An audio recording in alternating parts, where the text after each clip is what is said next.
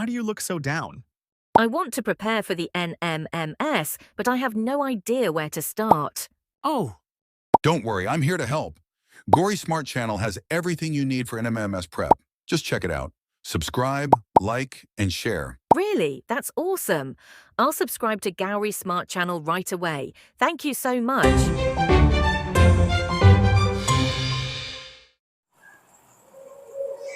Good evening, all of you. Today we will discuss about the topic friction. Friction is also one type of a contact force. In the previous class, we learned about the different types of forces. Those are contact forces and non-contact forces. Contact forces are four types: muscular force, frictional force, normal force, and tension force. Today we will discuss about this friction. What is meant by friction? What is meant by frictional force? Friction is also one type of force which opposes the relative motion of a body when two surfaces are in contact. What is meant by frictional force? Frictional force is a force. Frictional force is a force. Okay. It opposes the relative motion of a body when two surfaces are in contact. Let us see here. These are two surfaces. This is one surface and this is another surface. For suppose this duster sliding on the plank. This duster sliding on the plank. When I am applying force, the duster sliding on the plank. The duster surface and the plank surfaces, two surfaces are in contact. While it is moving, the plank opposes the relative motion of this duster. In the same manner, this duster also opposes the relative motion of the plank.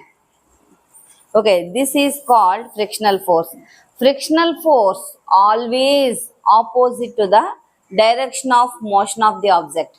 Frictional force is always opposite to the direction of the motion of the object. What does it mean? It is always opposite to the applied force. The object always moves in the force direction. In which direction we apply force, in the same direction the object will move. So, frictional force opposes the relative motion of a body when two surfaces are in contact. At the same time, frictional force opposes the relative motion of a body. What does it mean? Frictional force always works opposite direction to the motion of the body or opposite direction to the applied force. Okay, this friction also have classified into four kinds, that is static friction, sliding friction, rolling friction, and fluid friction. What is a static friction? How much force we apply also, there is no change in the position of the object, then we can say that that is a static friction. That is a static friction. For suppose, how much force I am applying on this board, but there is no change in the position of the board. How much force applying on the board, the same magnitude of force in opposite direction applied by my palm. How much force I am applying, with the same force the board also applying on me. So there is no change in the position of the board. That means the net force acting on that board becomes 0. The net force acting on the board is 0. That is called static friction. So how much force we applied also, there is no change in the position of the object. That is called static friction. For suppose, another example, the next one is sliding friction.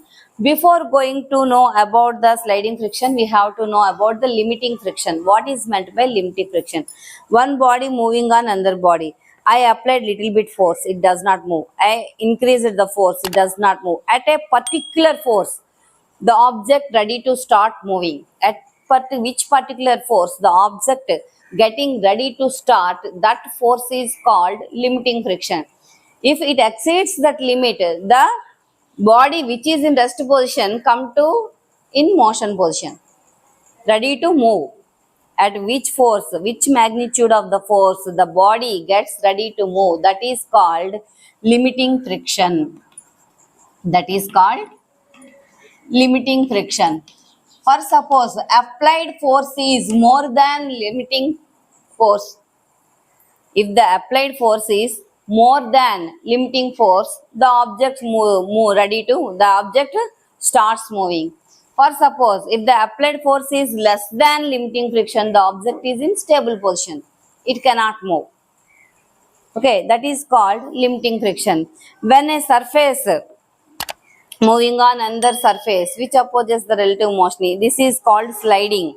One surface moves on another surface is called sliding. This is called sliding friction. When a body moving on another body, when they both are having contact, then that is called sliding friction. Sliding friction depend upon the smoothness of the surface. If the smoothness is more, friction becomes less. If the surface is rough, then the friction becomes more. The next one is rolling friction. Rolling friction also reduces the friction rolling.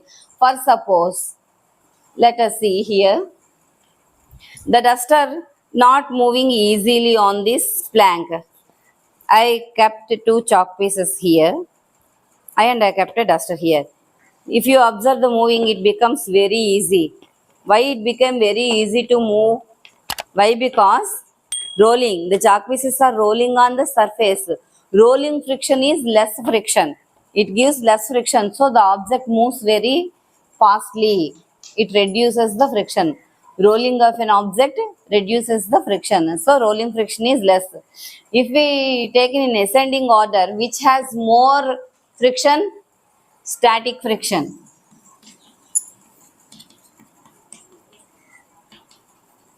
Static friction is more than sliding friction.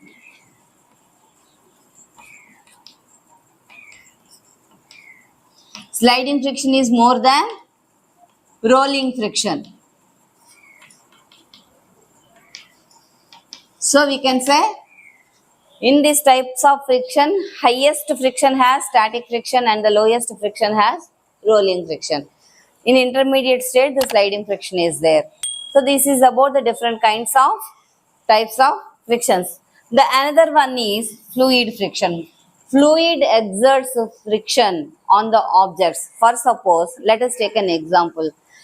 In our day-to-day life, we will prepare lemon juice at our house. Okay, take a glass of water, add sugar and lemon juice. In that, again we are stirring with spoon. Completely stir with spoon fastly and remove that spoon. If you observe, the spoon also revolves around the walls of the glass. After some time, it comes to rest. Why it came rest? Why? Because the fluid which is present in the container exerts pressure on the spoon. So it comes to rest. That is called fluid friction. Fluid also exerts friction. That fluid friction is called drag.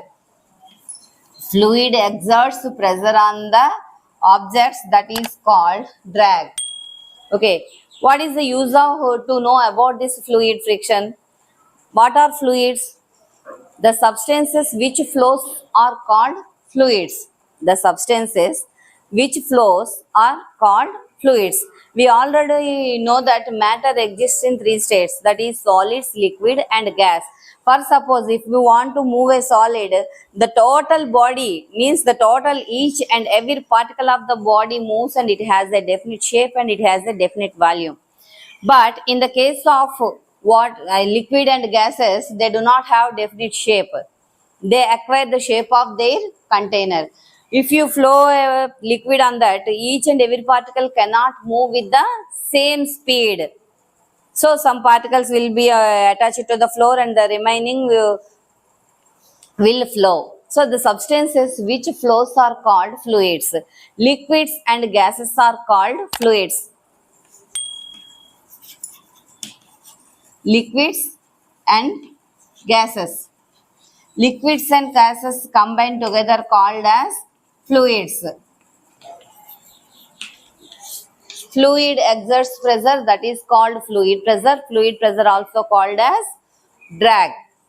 The another name of fluid pressure is called drag. Okay, we will prepare the materials which we have to move on the liquid, we will prepare with the shape of a fish, like fish. Why? Because the streamline structure means which reduces the friction while moving in fluids is called streamline structure. Whether in water, whether in liquid or gases, the objects move. The shape decides the friction in the fluid. That's why see birds freely moving on the air. That's why we will prepare aeroplane in the shape of a bird. It has two wings and move. Why? Because that is called streamline structure. Based on the streamline structure, we will prepare boats, ships on the sea. In the same manner, aeroplane in the shape of a bird.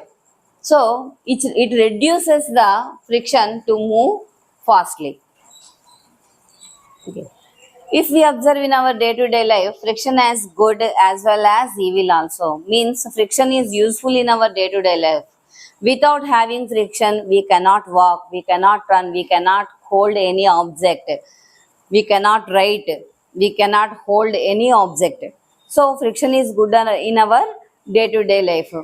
In some cases, friction is evil also. It damages the machinery parts, it wear and tear. Okay, it damages the machinery parts. Friction is more than it produces heat. It damages the machinery parts. To reduce that friction, we will use lubricants. To reduce that friction, we will use lubricants.